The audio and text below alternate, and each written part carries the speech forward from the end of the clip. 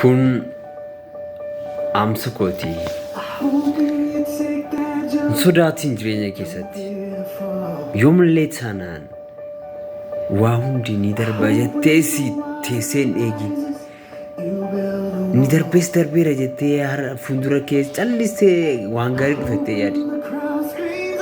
Boruun kee sammuu kee keessa jira. Kaleessi kee darbeera.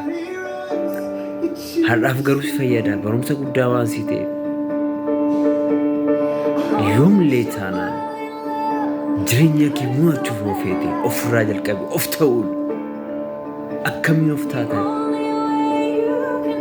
Of ta'uun waan salphaadha. Fakkeenyaaf yoggaa arguuf jettu kutaa hedduu ciisichaa galiitii daqiiqaa 30 ija kee dunuunfadhuuti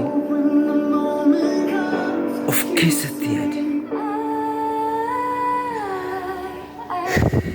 Qilleensa baasii galchi. Maal yaada?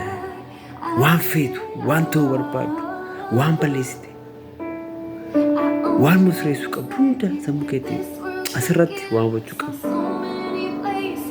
Akkuma nyaataa filannee nyaata gaarii nyaannu sammuu keef si yaada filachuun gaarii. Yoo yaada gaarii laatteef waan gaarii si fida. Jireenyi kee fuulduraa gaarii ta'uuf si keessaa jalqabu. Kun immoo naannoo kee out of comfort zone. Comfort zone jechuun bokkaan alaa turoobu dhimma kee batuu deemuu qabdu bokkaa roobeettee yoo fuulte kufteetti bokkicha xilaadhaan waa ofirraa gogeen darbee iddoo koo ga'uun qabattee yaaduu qabdu.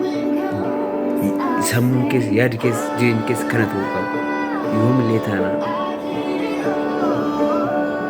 of ta'e itti fufi. YouTube koo kan follow share naa godha. Yaada gaarii